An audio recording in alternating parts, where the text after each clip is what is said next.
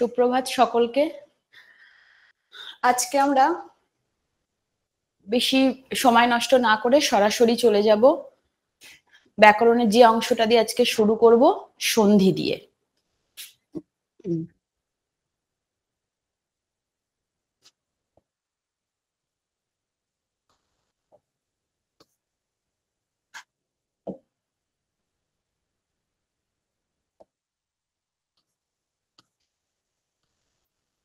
আচ্ছা, সন্ধি আমরা ছোট থেকেই পড়ে এসেছি প্রত্যেকেই। তো সন্ধি কাকে বলি, এই প্রশ্নের উত্তর খুব সহজভাবেই আমরা বলে দিতে পারি যে পাশাপাশি অবস্থিত দুটি বর্ণের যখন মিলন হয় এবং মিলনের ফলে যে রূপান্তরিত হয়ে সন্ধি হয়ে থাকে। তাহলে পাশাপাশি দুটি বর্ণের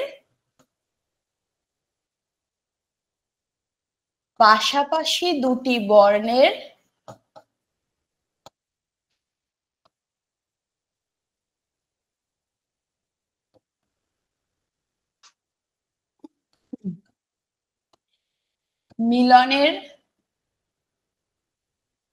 ফলে রূপান্তরিত হয়ে সন্ধি হয়।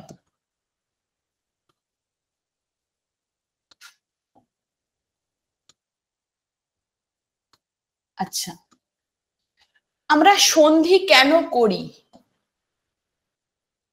আমরা সন্ধি করি কেন? ব্যাকরণে সন্ধির প্রয়োজনীয়তা কি আছে যদি প্রশ্ন হয়, তাহলে আমরা বলতে পারি যে সন্ধি প্রয়োজনীয়তা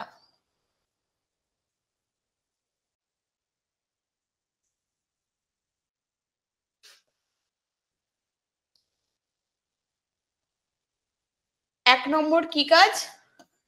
ধ্বনির সংক্ষেপণ। তাহলে আমরা বিস্তারিত ভাবে না বলে যখন সংক্ষেপে ধ্বনিকে বোঝাতে চাই তখন আমরা সন্ধির সাহায্য নিয়ে থাকি। তাহলে প্রয়োজনীয়তা হচ্ছে ধ্বনির সংক্ষেপণ।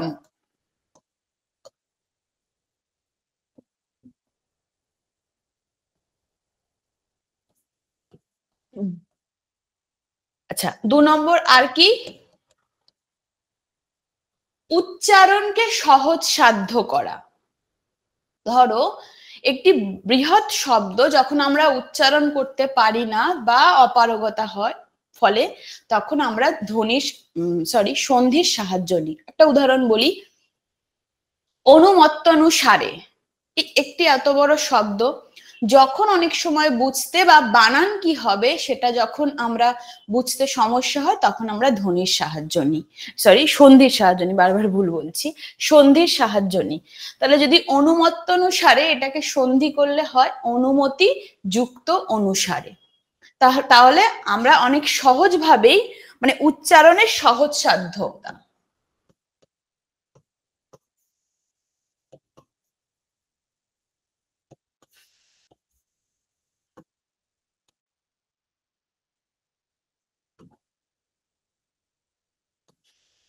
তাহলে 1 নম্বর পেলাম ধ্বনির সংক্ষেপণ, 2 নম্বর উচ্চারণের সহজ সাধ্যতা।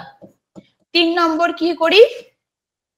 অনেক সময় দেখা যায় যে কবিতার যে ছন্দ সেই ছন্দের সমতা রক্ষার জন্য সন্ধির সাহায্য নিয়ে থাকি বা সন্ধির সাহায্যে আমরা অনেক সময় কবিতার মধ্যে যে শব্দের সমতাকে রক্ষা করতে পারি। তাহলে কবিতার ছন্দের যে মানে সমতা কিসের? মাত্রার সমতা। তাহলে কবিতার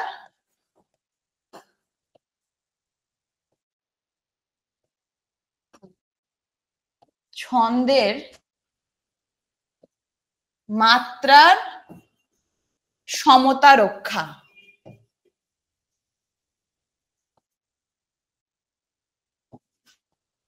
আচ্ছা, পরেরটা কি? আরেকটি লাস্ট পয়েন্ট বলবো, সেটি হচ্ছে লেখাকে সুসংবদ্ধ করা। এই যে যখনই আমরা কবিতার ছন্দ ব্যবহার করি, কবিতায় যে ছন্দের মাত্রার জন্য আমরা যখন শব্দকে ছোট করি বা ছোট শব্দের মধ্যে যখন তার অর্থকে বোঝাতে চাই, তো তখন আমরা লেখাকে সেখানে সুসংবদ্ধ করতে পারি। তাহলে লেখাকে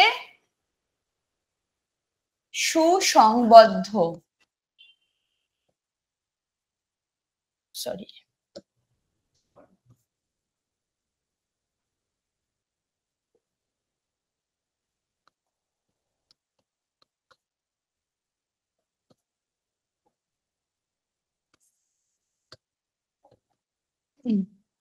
আরেকবার এটা বলে আমরা চলে যাচ্ছি পরের বিষয়ে। তাহলে আমরা ধ্বনির সংক্ষেপণ করি, 2 নম্বর উচ্চারণের সহজসাধ্যতার জন্য সন্ধির প্রয়োজনীয়তা আছে, আর একটা কবিতার ছন্দের মাত্রার সমতা রক্ষার জন্য ধ্বনি এই সন্ধির প্রয়োজনীয়তা আছে। আর আরেকটি বললাম লেখাকে সুসংবদ্ধ করতে আমরা সন্ধির ব্যবহার করি। এবার আমরা যদি সন্ধি ক প্রকার বলি, প্রত্যেকেই আমরা জানি যে সন্ধি 3 প্রকারের: স্বরসন্ধি, ব্যঞ্জন সন্ধি, বিসর্গ সন্ধি। সন্ধির প্রকারভেদ: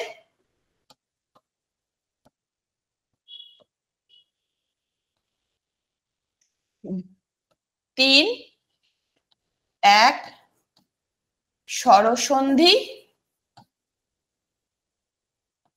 ব্যঞ্জন সন্ধি,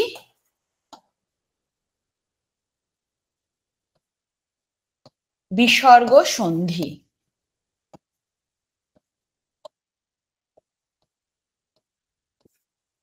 আচ্ছা, স্বরসন্ধি কি? স্বরবর্ণের সঙ্গে স্বরবর্ণের যখন মিলন হয় তখন হয় স্বরসন্ধি। আমি আলাদা করে আর লিখছি না, পাশেই উল্লেখ করছি, স্বরবর্ণের সঙ্গে স্বরবর্ণের। ব্যঞ্জন সন্ধি কি? ব্যঞ্জন বর্ণের সঙ্গে স্বরবর্ণের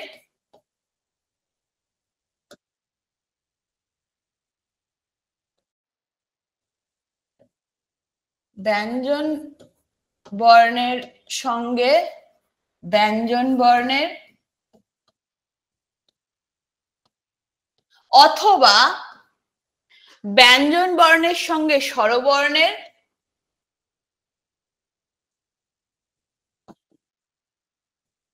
অথবা স্বরবর্ণের সঙ্গে ব্যঞ্জন বর্ণের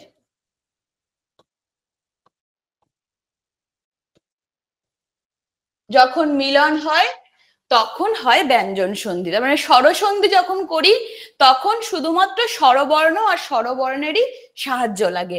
ব্যঞ্জন সন্ধি যখন করি তখন ব্যঞ্জন বর্ণ মানে ক থেকে চন্দ্রবিন্দু, ব্যঞ্জন বর্ণের সঙ্গে ব্যঞ্জন বর্ণ, আবার ব্যঞ্জন বর্ণের সঙ্গে স্বরবর্ণ, আবার স্বরবর্ণের সঙ্গে ব্যঞ্জন বর্ণের যখন মিলন হয়।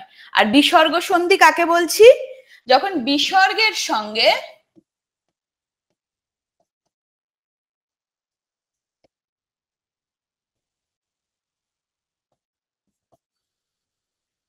ব্যঞ্জন বর্ণের অথবা বিসর্গের সঙ্গে স্বরবর্ণের যখন মিলন হয় তখন হয় ব্যঞ্জন সন্ধি। আচ্ছা, এটা আপাতত বোঝা গেল। আমরা এখানে আর এ করব না, সরাসরি উদাহরণে যাব, গিয়ে আমরা সেগুলো ব্যাখ্যা করব। আচ্ছা, আমরা এতদিন পর্যন্ত যেরকম ভাবে সন্ধি শিখে এসেছি, আমরা আজকেও প্রায় সেরকমই শিখব, কেবল একটু অন্য রকম ভাবে, যাতে আরো সহজে মনে রাখা যায়, আরো সহজেই চেনা যায়, এবং সেই কিছু নিয়ম, কিছু ট্রিক্স সেগুলো শিখবো। আশা করি ভালো লাগবে। নতুন কিছু নয়, পুরনো কিছুকে নতুনের আবরণে শিখবো। আচ্ছা, আমরা যেটা বললাম, যদি প্রথম বা দ্বিতীয় বর্ণে মানে শব্দের প্রথম বা দ্বিতীয় বর্ণে যদি জফলা থাকে তাহলে জফলা সমান সমান হয় হ্রস্বইকার। তাহলে প্রথম বা দ্বিতীয় বর্ণে জফলা, তখন সেটা হয়ে যায় হ্রস্বইকার। একটা উদাহরণ দিই, ব্যয়। প্রথম বা দ্বিতীয় বর্ণে জফলা, প্রথম বর্ণে জফলা রয়েছে, জফলা থাকলে সেটা উঠে গিয়ে হয়ে যাবে হ্রস্বইকার। আর যদি কোনো স্বরবর্ণ না থাকে তাহলে ধরে নিতে হবে সেখানে অ আছে, যদি কোনো স্বরবর্ণ থাকে তাহলে সেই স্বরবর্ণই বসে যাচ্ছে। আচ্ছা, এবার একটু লিখি। বি মানে জফলা সমান সমান রস্বইকার, কিছুই নেই মানে অ আছে, আর যা পড়ে আছে সেটা লিখে দেবো। তাহলে বি যুক্ত অয় হয়ে গেল ব্যয়। এবার এরকম জফলা দিয়ে শব্দ আমাদেরকে কয়েকটা ভাবতে হবে। কি কি? প্রত্যাদেশ,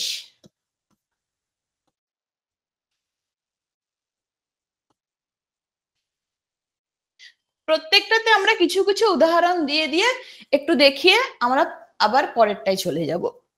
প্রত্যাদেশ, অগ্নুৎপাত,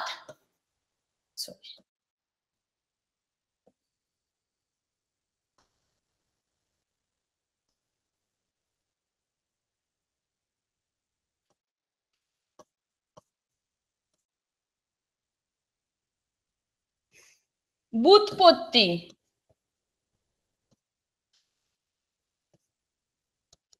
এরকম প্রচুর উদাহরণ রয়েছে।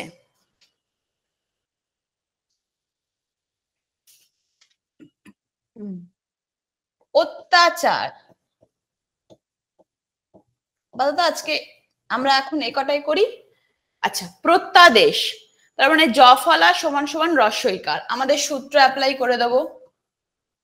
পয়রা ফলা যা আছে তাই, জফলা উঠে গেল রস্বইকার, ত বসে গেল, পড়ে রয়েছে আ, তার মানে আ পরের শব্দের সাথে এই আ বর্ণ বসে যাবে। কিছু আছে মানে আ আছে, এখানে কিছু নেই মানে অ ধরে নিতে হবে।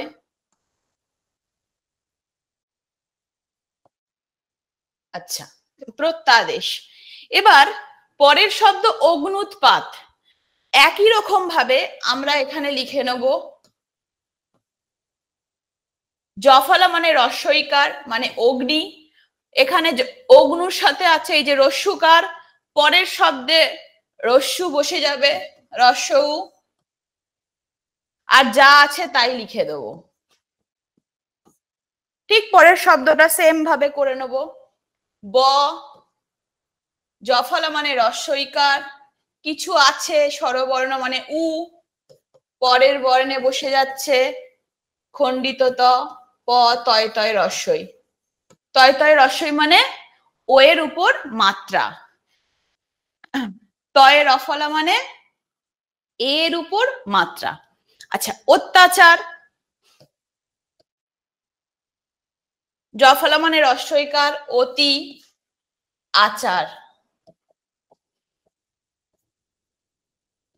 তাহলে আমরা প্রথম নিয়ম শিখলাম, যদি প্রথম বা দ্বিতীয় বর্ণে জফলা থাকে জফলা উঠে গিয়ে রস্বইকার, আর কিছু স্বরবর্ণ না থাকলে অ, যা যদি কোনো স্বরবর্ণ থাকে তাহলে সেই স্বরবর্ণটা পরের বর্ণের সাথে বসে যাবে। আচ্ছা, আমরা এই নিয়ম মোটামুটি শিখে নিলাম, আমরা পরের নিয়মে চলে যাব। যদি শব্দের মাঝখানে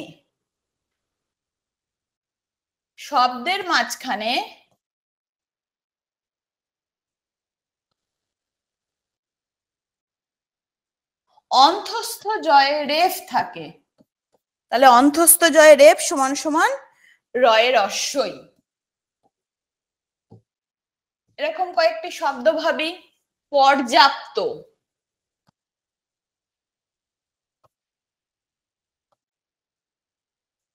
আর কি কি? পর্যটন,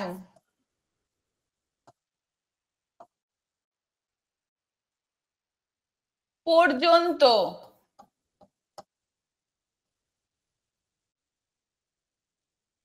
আচ্ছা আপাতত এগুলো করি। অন্তস্থ জয় রেফ উঠে গিয়ে রয় রস্বই, তাহলে পদ যেমন আছে বসে যাচ্ছে, এইটা উঠে গিয়ে তার পরিবর্তে রয় রস্বই চলে আসছে। এখানে রয়েছে আকার মানে পরি হয়ে গেল যুক্ত আপ্ত, যদি কিছু এখানে স্বরবর্ণ না থাকতো তাহলে এখানে অবস্ত, এখানে আছে বলে আ বসেছে। পর্যটন, একই রকম ভাবে নিয়মের পড়ি। এখানে কোনো স্বরবর্ণ নেই, আমরা তাই এখানে একে ধরে নিচ্ছি অ আছে, অ, আর পড়ে রয়েছে ট আর দন্তীয় ন পর্যন্ত। প বসালাম, অন্ত্যস্ত জয় রেফ এর পরিবর্তে রয় রস্যই, কিছু নেই মানে অ, আর এখানে যা আছে দন্ত নয় তয়। আচ্ছা, তার মানে মাঝখানে যদি অন্ত্যস্ত জয় রেফ থাকে তাহলে তার পরিবর্তে রয় রস্যই। এই নিয়মটা শিখলাম। পরের নিয়মে চলে যাব।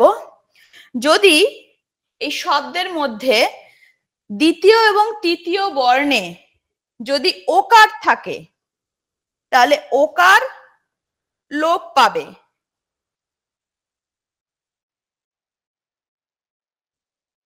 শব্দের দ্বিতীয় অথবা তৃতীয়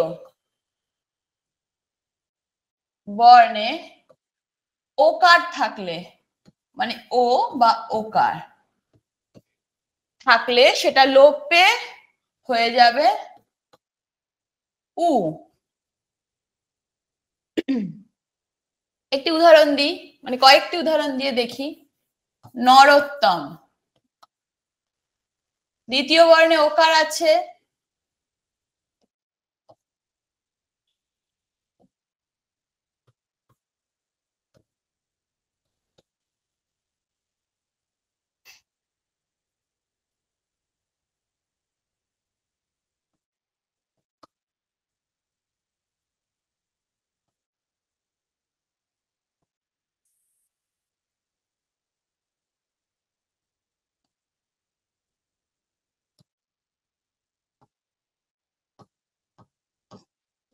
আচ্ছা এই কটা করি, আবার উদাহরণ লিখছি। নরোত্তম, তার মানে আমাদের বলেছে যে দ্বিতীয় বা তৃতীয় বর্ণে ওকার থাকবে, ওকার থাকলে সেটা উঠে গিয়ে রস্য ওকার। নর, ওকার লোপ পাবে, তার পরিবর্তে পরে আসবে উ, উত্তম। রবীন্দ্রোত্তর, তৃতীয় বর্ণে ওকার আছে, রবীন্দ্র যুক্ত উত্তর। সমচ্চারিত, ওকার লোপ পাবে, পরিবর্তে উ, তার মানে সম যুক্ত উচ্চারিত। আরেকটি উদাহরণ লিখি। সহোদর,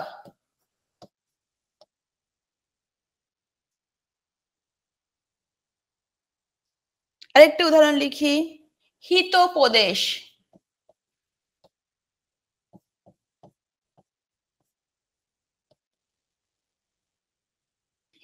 সহোদর করি, সহ যুক্ত ওকারের পরিবর্তে উ, উদর। হিতোপদেশ, হিত ওকারের পরিবর্তে উ, মানে উপদেশ।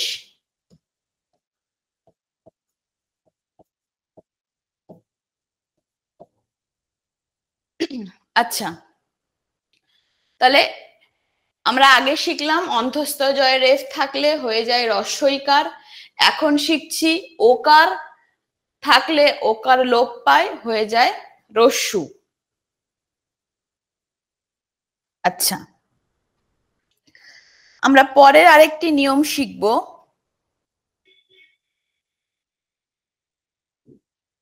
যদি ব ফলা থাকে, ব ফলা, যদি ব ফলা থাকে শব্দের সঙ্গে যুক্ত হয়ে, তাহলে ব ফলার স্থানে হয়ে যায় রস্যু বা দীর্ঘ। ব ফলার স্থানে হয়ে যায় রস্যু বা দীর্ঘ। যেমন অন্যয়, অদন্ত নয় বয় অন্ত্যস্থ, আমরা ব ফলার স্থানে রস্যুকার মানে রস্যু বসাবো, অনু। আর যা পড়ে আছে তাই, কিছু নেই মানে অ। আচ্ছা, আরেকটি অন্বেষণ,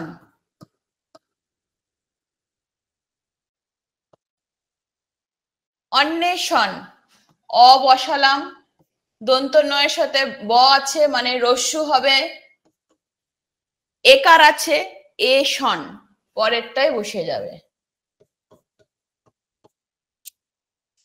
এর মাথায় মাত্রা হবে না, মূর্ধন্য ষয়ের মাথায় মাত্রা হবে, আর মূর্ধন্যয় মাথায় মাত্রা হবে না, এশন। আমরা যখন বাংলার ছাত্রছাত্রী, আমরা যখন লিখবো তখন বানান যেমন ভুল সঠিক সেটা যেমন দেখবো, সমান সমান এটাও দেখবো যে আমরা সঠিকভাবে আমাদের এই বর্ণগুলোর মাত্রা জ্ঞান আছে কিনা। আর যদি না থাকে তাহলে একটু আধটু ভুল ভ্রান্তি হয়, আমরা কিন্তু সেগুলোকে দেখে নেব। আচ্ছা, আমরা পরের আরেকটি নিয়মে চলে যাই। যদি শব্দের মধ্যে এ থাকে, যদি শব্দের মধ্যে এ থাকে তাহলে এর পরিবর্তে হয়ে যায় রস্বই বা দীর্ঘই। ঠিক আছে, মানে রস্যুকার অথবা দীর্ঘকার।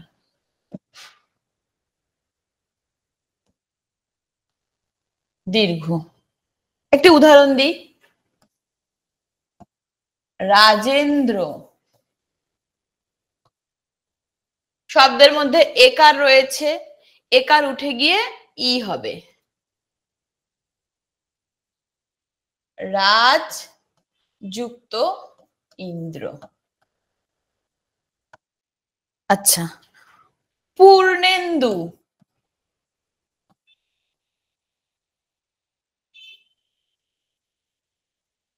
পূর্ণ যুক্ত একারের পরিবর্তে ই, ইন্দু। আচ্ছা, যথেষ্ট,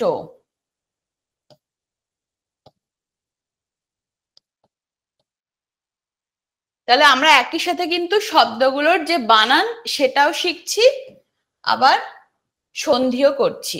যথেষ্ট,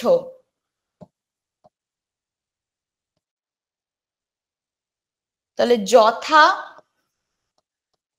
যুক্ত ইষ্ট, কারণ যথ বলে শব্দ নেই তাই যথা বলে শব্দ রয়েছে। কখনো কখনো এরকম নিয়মের বাইরে গিয়েও আমাদের কিন্তু বানান এভাবেই তৈরি করতে হয়। যথা যুক্ত ইষ্ট, যথেষ্ট। আচ্ছা, এরপরে নিয়মে আমরা চলে যাব।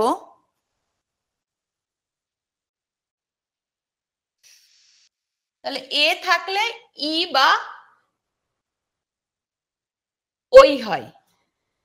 আবার যদি এ বা ওই থাকে, আরেকটি নিয়ম, যদি এ বা ওই থাকে তাহলে আগে আমরা বলেছিলাম যে রস্বই বা দীর্ঘই হবে। আবার এ থাকলে বা ওই থাকলে সেখানেও কিন্তু অনেক সময় এ বা ওই হয়। কিরকম একটু উদাহরণ দিই। হিতৈষী,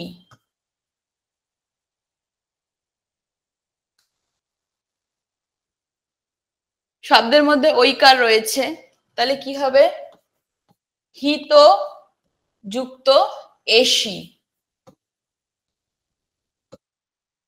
আরেকটি উদাহরণ, রাজৈশ্বর্য,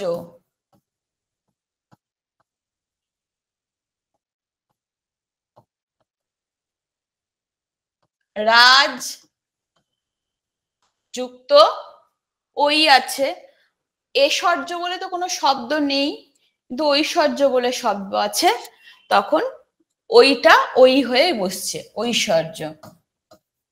আর যা শব্দ আছে সেটা লিখে দিলাম। আচ্ছা, সর্বৈব,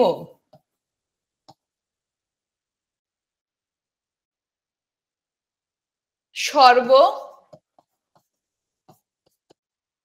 ওই আছে, ওইব না শব্দ আমরা করতে পারি না বা হয় না, তখন আমরা এবো, সর্বযুক্ত এবো। তাহলে অনেক সময় আমরা সন্ধি করছি, নিয়ম যেমন দেখছি বা নিয়মের মধ্যে ফেলছি, আবার এটা আমাদের সচেতন থাকতে হবে যে এই শব্দ ভান্ডারে আছে কি নেই। আচ্ছা, আমরা পরের নিয়মে চলে যাব। যদি বর্গের ক থেকে ম পর্যন্ত এরা বর্গীয় বর্ণের মধ্যে পড়ছে, এই যে 5টা বর্গ রয়েছে ক থেকে ম পর্যন্ত, ক বর্গ, চ বর্গ, ট বর্গ, ক, চ, ট, ত, প, তাহলে 5টা বর্গ রয়েছে। এই যদি বর্গের তৃতীয় বর্ণ থাকে, মানে ক বর্গের তৃতীয় বর্ণ হচ্ছে গ, চ বর্গের তৃতীয় বর্ণ হচ্ছে ট, সরি বর্গীয় জ, আর ট বর্গের তৃতীয় বর্ণ হচ্ছে দ,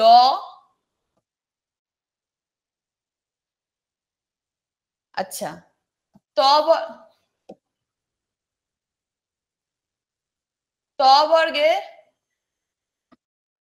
বর্গের তৃতীয় বর্ণ হচ্ছে, এই সরি আমি ভুল বললাম, ট বর্গের তৃতীয় বর্ণ হচ্ছে ড, ট, ঠ, ড, মানে 3 নম্বর। ত বর্গের ত, থ, দ, আর প বর্গের প, ফ, ব। যদি বর্গের তৃতীয় বর্ণ থাকে, মানে যদি শব্দের মধ্যে গ, জ, ড, দ, ব এরা থাকে, তাহলে আমাদেরকে প্রথম বর্ণের রসন্ত মানে হসন্ত হবে, মানে হস হবে। যদি বর্গের শব্দের মধ্যে যদি বর্গের তৃতীয় বর্ণ থাকে,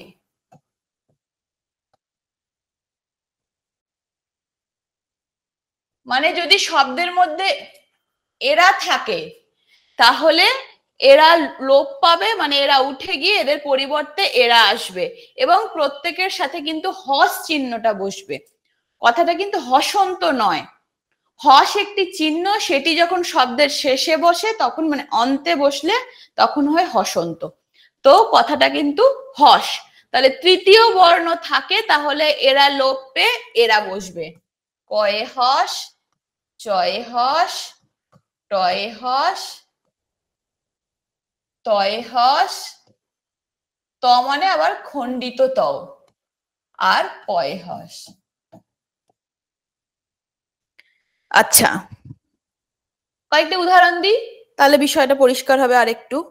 বাগ দেবী,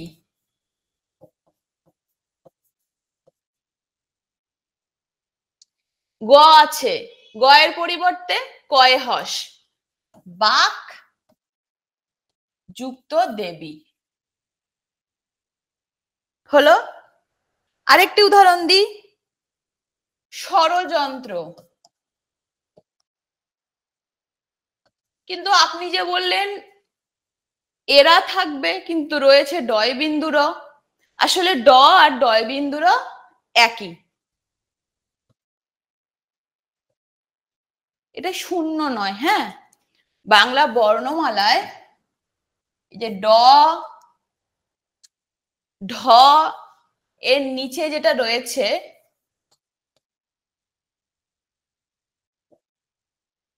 র, এর নিচে যা রয়েছে এগুলো কিন্তু প্রত্যেকে বিন্দু, শূন্য নয়। শূন্য মানে এইটা, এটা নয়, এটা নয়। কে তবে? ডয়ে, ডয়ে বিন্দু, ঢয়ে বিন্দু, বয়ে বিন্দু, অন্তস্থ, আর শুধু যখন এই রকম বসবে এটা হচ্ছে অন্তস্থ জ। আমরা এটা জানি আর আপনাকে বলতে হবে না। যাই হোক, আর বলছি না, চলে আসছি সন্ধিতে।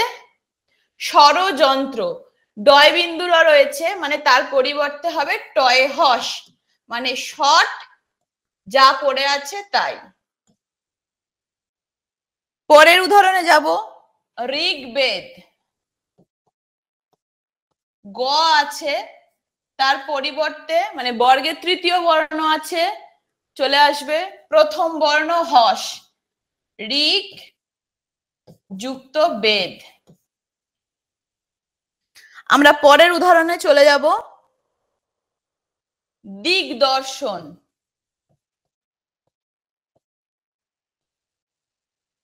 তাহলে দিক যুক্ত দর্শন।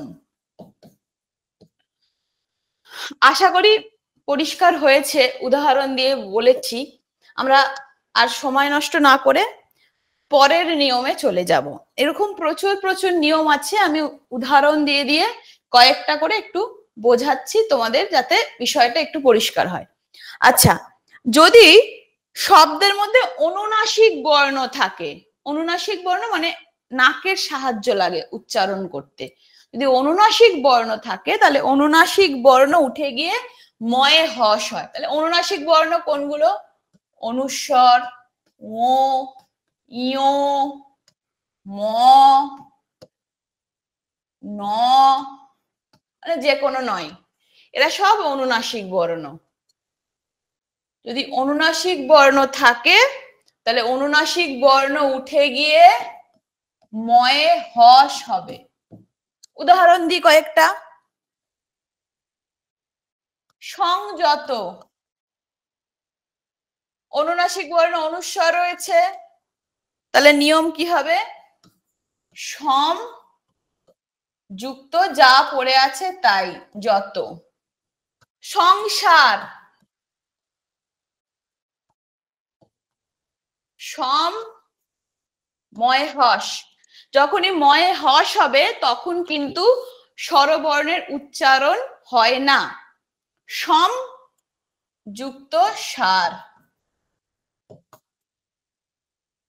কিন্তু দন্তন্য আছে, পরিবর্তে ম, কিম যুক্ত তু। সংকলন, সম যুক্ত কলন মানে কোলন, সংকলন। আচ্ছা, এই যে অনুস্বর, অনুস্বর কিন্তু এটা নয়, এইটা, এই যে গোল।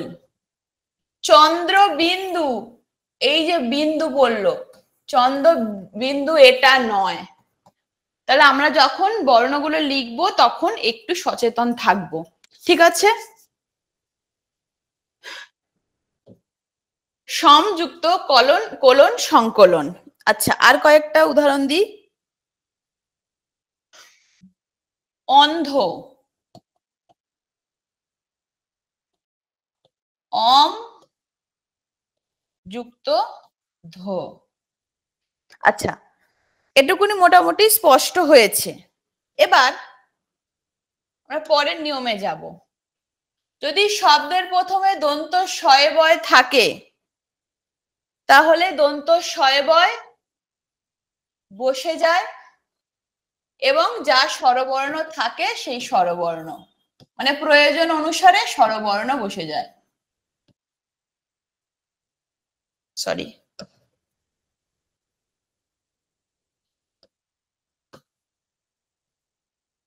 কিন্তু কখনো কখনো শয়বয় থাকলে সু হয়ে যায়। যখন দন্ত শয়বয় স যখন শব্দের মধ্যে থাকবে, যখন নিজের ভাব বোঝাবে বা নিজের ভাবে থাকা বোঝালে তখন দন্ত শয়বয়, ভাবে থাকা।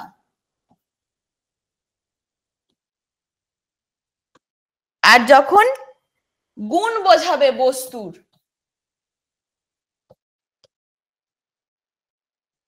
তখন সু। কয়েকটি উদাহরণ দিই, বিষয়টা পরিষ্কার হবে। স্বাধীনতা,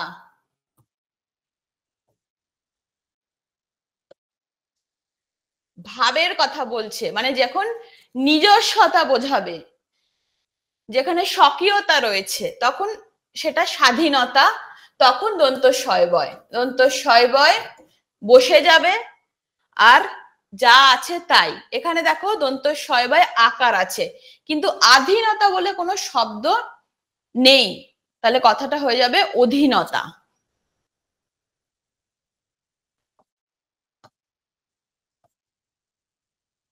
আচ্ছা, একটু আগেই বললাম স্বকীয়তা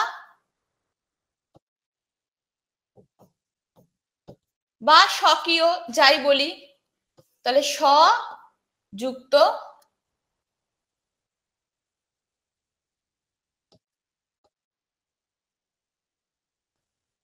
অকীয় বা অকীয়তা।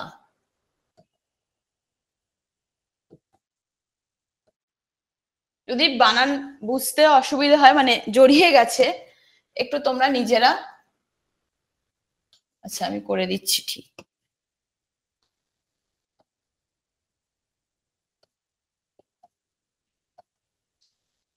আচ্ছা, স্বাক্ষর,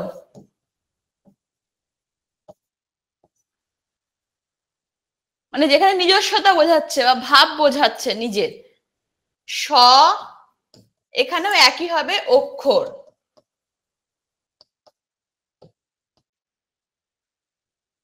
আচ্ছা, এবার কোন কোন ক্ষেত্রে সু হবে, নিয়ম কয়েকটা লিখি। স্বচ্ছ, স্বপ্ন, শয়ের জায়গায় সু হবে, সু যুক্ত অচ্ছ, সু যুক্ত অপ্ন,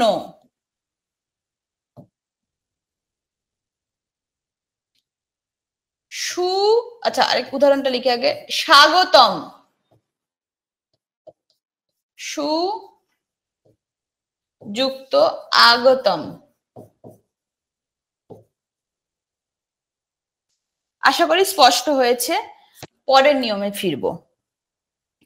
যদি শব্দের মধ্যে একই বর্ণ আসে, তাহলে প্রথম বর্ণ লোপ পাবে, আর তার সঙ্গে যে বর্ণটা রয়েছে সেটা পরের শব্দের সাথে বসে যাবে। উদাহরণ দিই, স্পষ্ট হবে তাহলে।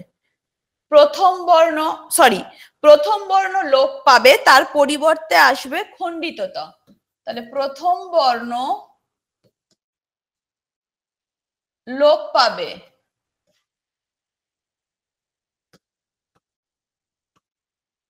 একই বর্ণের প্রথম বর্ণ লোপ পাবে, তার পরিবর্তে আসবে খণ্ডিত ত, পরের বর্ণ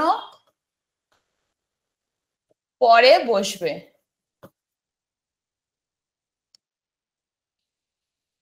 চলচ্চিত্র,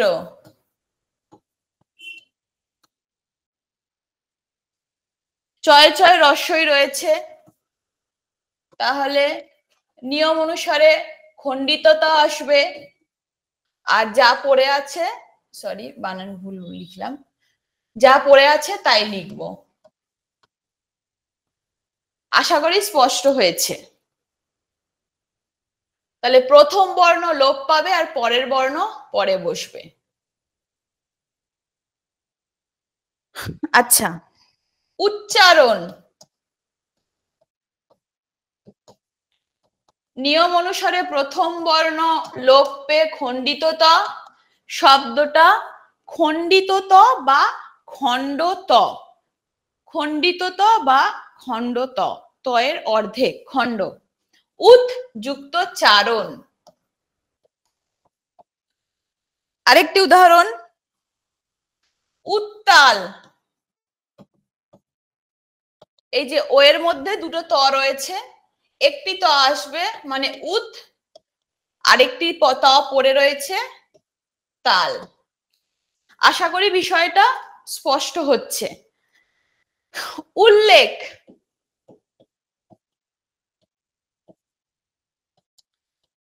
উৎ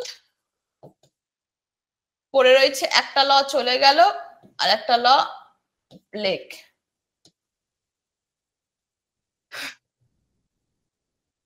পরের নিয়মে ফিরবো। যদি শব্দের মধ্যে মানে শব্দের প্রথমে উপসর্গ থাকে, 18টি উপসর্গ 20টি উপসর্গ যে রয়েছে আমাদের, উপসর্গ যদি থাকে তাহলে উপসর্গ যে পরের যে যুক্ত অক্ষর থাকে তার প্রথম বর্ণ লোপ পাবে। উপসর্গের পরে কয়েকটি উপসর্গ লিখি আমরা: প্র, পরা, অপ, সম, অনু, উপ, এরকম প্রচুর উপসর্গ। এরকম উপসর্গ থাকে, তোমরা তাহলে উপসর্গ কোনগুলো সেগুলো একটু মাথায় রাখতে হবে। যদি উপসর্গ থাকে, উপসর্গের পরে এদের পরে যুক্ত ব্যঞ্জন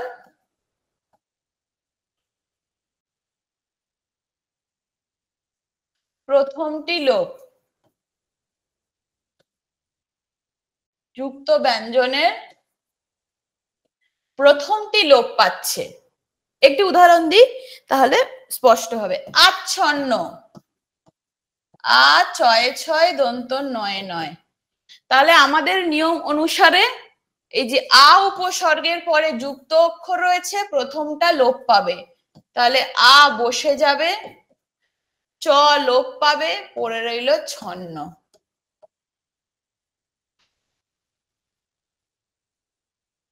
প্রতিচ্ছবি,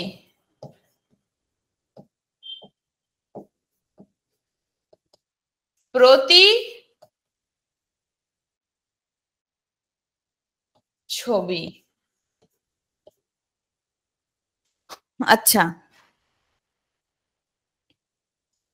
আশ্চর্য,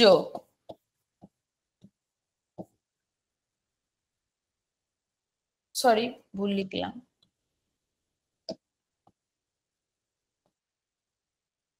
আ যুক্ত চর্য। প্রচ্ছেদ,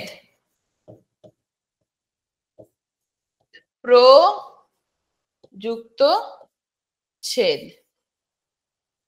তাহলে উপসর্গ যদি শব্দের প্রথমে থাকে, তারপরে যদি যুক্ত ব্যঞ্জন থাকে, তাহলে যুক্ত ব্যঞ্জনের প্রথম বর্ণ লোপ পাবে আর যা থাকবে তাই বসে যাবে। আচ্ছা, তাহলে এটা হলো। এর পরের নিয়মে যাব। যদি দয় ধয় থাকে, শব্দের মধ্যে যদি দয়ে ধয় থাকে, তাহলে দ সমান সমান খণ্ডিত ত আর ধ সমান সমান হ। দয় ধয় থাকলে শব্দের মধ্যে দ সমান সমান খণ্ডিত ত আর ধ সমান সমান হ হয়ে যাবে। একটি উদাহরণ লিখি। উদ্ধার, রস্যু বসালাম, দ মানে খণ্ডিত ত, পড়ে রয়েছে ধ মানে হ, উদ্ধার। দয় ধয় সমান সমান দ সমান সমান খণ্ডিত ত আর ধ সমান সমান হ। আরেকটি উদাহরণ, উদ্ধৃতি,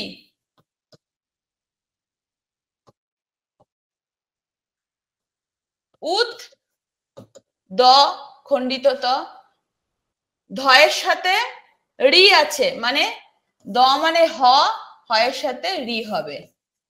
যা স্বরবর্ণ থাকবে সেই স্বরবর্ণ সব সময় পরেরটাই বসে যায়।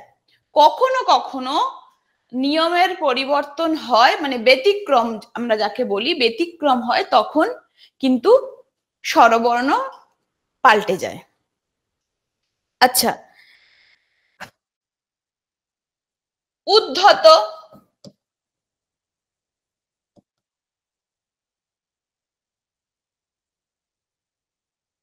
উদ যুক্ত হত। আচ্ছা, চয় ছয় ব বা চয় ছয় রি যদি থাকে, তাহলে চ সমান সমান খণ্ডিত ত আর ছ সমান সমান তালব্য স। আগে যেমন পড়লাম দ সমান সমান খণ্ডিত ত আর ধ সমান সমান হ, এখানে চ সমান সমান খণ্ডিত ত আর ছ সমান সমান তালব্য স। আর এরা যা আছে এগুলো কিন্তু সব বসে যাবে। একটি উদাহরণ দিই, উচ্ছ্বাস।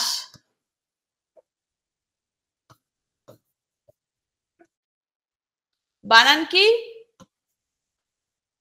নিয়ম অনুসারে চ হচ্ছে খণ্ডিত ত, ছ মানে তালব্য স, তালব্য স, আর পড়ে রয়েছে ব, এই তালব্য স এর সাথে বসে যাচ্ছে। উচ্ছৃঙ্খল।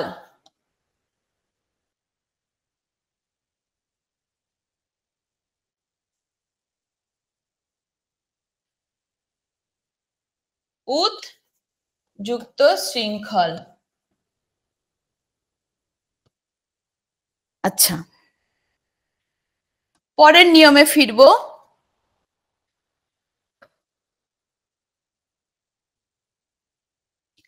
যদি শব্দের মধ্যে মানে শব্দের প্রথমে দু বা নি থাকে, দু বা নি যদি থাকে, তারপরে যদি রেফ থাকে, দু বা নি এর পর যদি রেফ থাকে, অথবা তিনটে স, দন্তীয় স, তালব্য স আর মূর্ধন্য স যদি থাকে, তাহলে এদের পরে রেফ অথবা যদি এরা থাকে, তাহলে এরা যুক্ত অবস্থায় থাকলে এরা উঠে যাবে।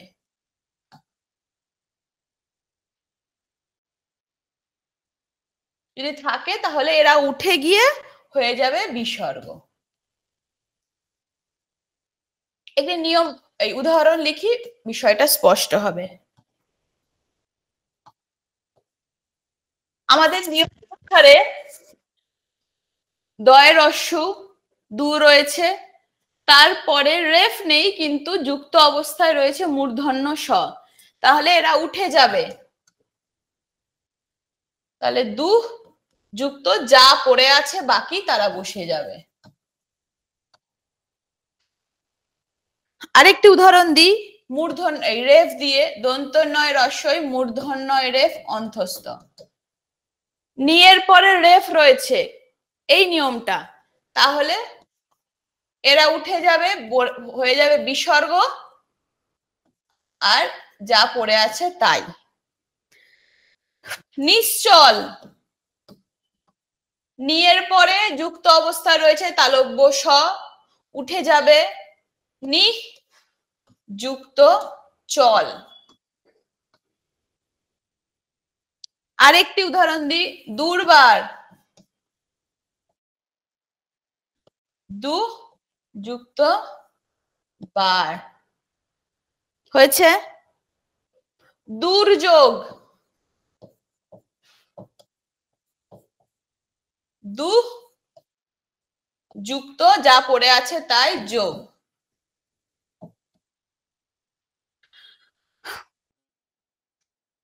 আচ্ছা, আশা করি স্পষ্ট হয়েছে। পরের নিয়মে ফিরবো, আর দু একটা নিয়ম করেই আমরা ব্যাকরণের আরেকটি অংশে ঢুকবো। যদি দন্তন্বয়ে দীর্ঘই থাকে, তারপর যদি র থাকে, তাহলে যদি দন্তন্বয় দীর্ঘই পরে র থাকে, তাহলে দন্তন্বয় দীর্ঘই সমান সমান দন্তন্বয় রস্যই বিসর্গ। যদি নিয়ের পরে র থাকে তাহলে হয়ে যাবে দন্তন্বয় বিসর্গ।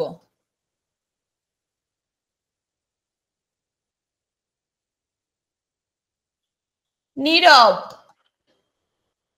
সরি, নি যুক্ত রব। নিরোগ, র রয়েছে, নি যুক্ত রোগ। নিরন্ধ্র, নিয়ম অনুসারে নির পর র মানে বিসর্গ, আর যা পড়ে আছে তাই বসে যাবে। আচ্ছা, স্পষ্ট হয়েছে? একটু দেখে নাও। নির পর র থাকলে এটা উঠে গিয়ে বিসর্গ হবে দন্তন্বয়ের সাথে।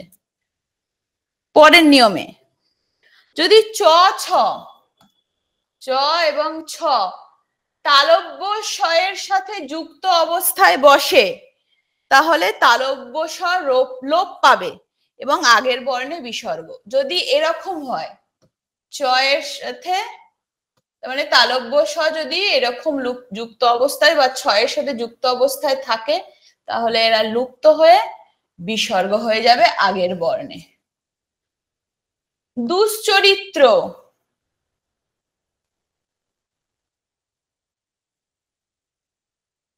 তালব্য স রয়েছে, লোপ পাবে, দিয়ে আগের বর্ণে বিসর্গ হয়ে গেল, মানে এই লোপ পেয়ে এখানে আগের বিসর্গ হয়ে বাকিটা বসে গেল।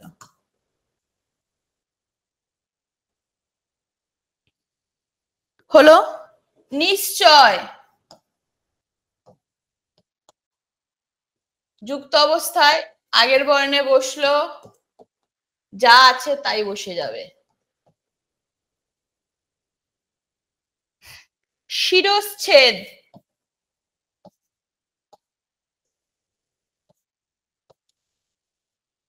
তালব্য শয় চয় আছে, তার মানে আগের বর্ণে, মানে এখান থেকে ভাগ হয়ে যাচ্ছে বিসর্গ আর সরি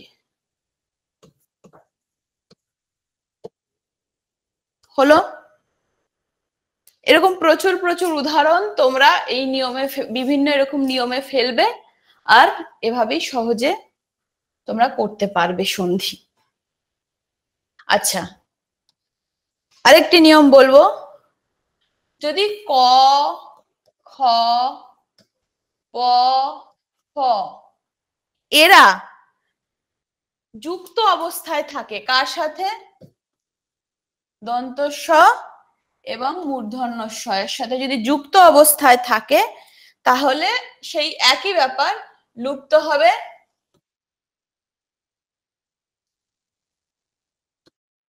লুপ্ত হয়ে আগের বর্ণে বিসর্গ।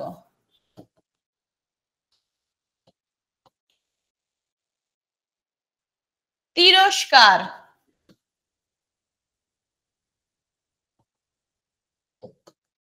এই যে দন্ত স এর সাথে ক যুক্ত অবস্থায় রয়েছে, আগের বর্ণে বিসর্গ হয়ে যাবে, দিয়ে যা পড়ে আছে তাই, মানে এরা লুপ্ত হয়ে যাবে।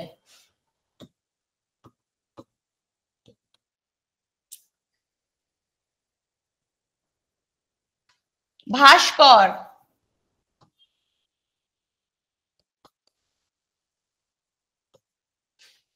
এটা লোপ হবে, যা পড়ে আছে তাই বসবে। বহিষ্কৃত,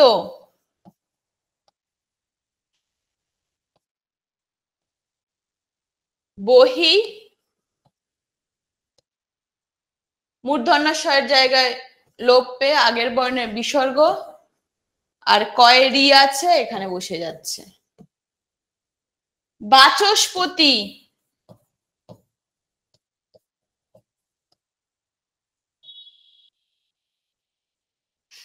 চ দন্ত স রয়েছে, লুপ্ত অবস্থায় প এর সাথে, লোপ পাচ্ছে, আগের বর্ণে বিসর্গ হচ্ছে, পতি। একটু দেখে নাও।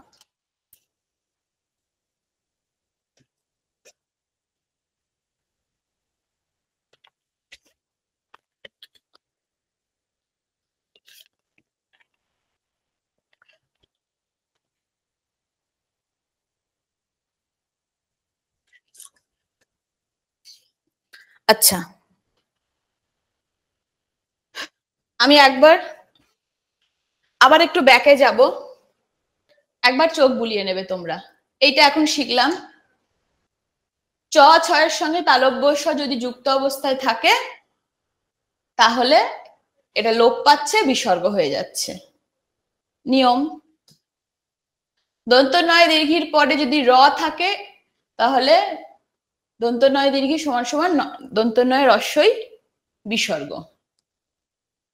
দু বা নি এর পর যদি রেফ অথবা এই তিনটে স যুক্ত অবস্থায় থাকে তাহলে এরা লুপ্ত পাবে, আগের বর্ণে বিসর্গ হয়ে যাবে, আর যা থাকবে তাই বসে যাবে। যদি চয় ছয় বা ব বা চয় ছয় রির সাথে এই অবস্থায় থাকে তাহলে চ সমান সমান খণ্ডিত ত, ছ সমান সমান তালব্য স। এই নিয়ম। দয় ধয়ের সাথে যদি দয় ধয় যদি শব্দের মধ্যে থাকে দ সমান সমান খণ্ডিত ত, ধ সমান সমান হ। এই যে উপসর্গ যদি শব্দে প্রথমেই উপসর্গ বসে, যদি উপসর্গ থাকে শব্দে তাহলে সেই উপসর্গের পরে যুক্ত ব্যঞ্জনের প্রথম বর্ণ লোপ পাবে, আর যা থাকবে তাই বসে যাচ্ছে। যদি একই বর্ণ যুক্ত অবস্থায় থাকে, এই যে একই বর্ণ রয়েছে, তখন প্রথম বর্ণ লোপ পেয়ে খণ্ডিত তো, আর পরের বর্ণ পরেরটাই বসে যাচ্ছে। দন্ত শয়বয় যদি থাকে তাহলে দন্ত শয়বয় যদি কোনো ভাব অর্থে থাকে তাহলে দন্ত শয়বয় সমান সমান দন্ত শয়বয় হচ্ছে এবং স্বরবর্ণ বসে যাচ্ছে। আর কখনো কখনো সু হচ্ছে যদি বস্তুর গুণ বোঝাচ্ছে, তখন সু হচ্ছে। এই নিয়ম। যদি অনুনাসিক বর্ণ থাকে শব্দের মধ্যে তাহলে অনুনাসিক বর্ণ উঠে গিয়ে ময়ে হস হয়। এই নিয়ম। আর যদি বর্গের তৃতীয় বর্ণ থাকে, ক থেকে ম পর্যন্ত বর্গের তৃতীয় বর্ণ গ, জ, ড, ত, প, ড, দ, প, ব যদি থাকে তাহলে প্রথম বর্ণ হয়ে যাচ্ছে। আর এ বা ওই থাকলে কখনো কখনো এ হয়, কখনো কখনো ওই হয়। আর এ থাকলে কখনো কখনো ই বা রস্বই বা দীর্ঘি হয়। বফলা থাকলে বফলা উঠে গিয়ে রস্যু বা দীর্ঘ হয়। আর যদি শব্দের দ্বিতীয় এবং তৃতীয় বর্ণে ওকার থাকে তাহলে ওকার সমান সমান রস্যুকার, সেটা পরের বর্ণে রস্যুকারটা বসে। শব্দের মাঝখানে যদি অন্তস্থ জয় রেফ থাকে তাহলে অন্তস্থ জয় রেফ সমান সমান রিকার, আর প্রয়োজন অনুসারে স্বরবর্ণ আসে, যদি স্বরবর্ণ থাকে তাহলে সেই স্বরবর্ণই বসছে। আর জফলা সমান সমান প্রথম বা দ্বিতীয় বর্ণে যদি জফলা থাকে জফলা সমান সমান রস্বইকার। আর কি কপ্রকরের সন্ধি রয়েছে, সন্ধির প্রয়োজনীয়তা কি, সন্ধির সংজ্ঞা কি, আমরা সরাসরি এবার পরের বিষয়ে চলে যাব।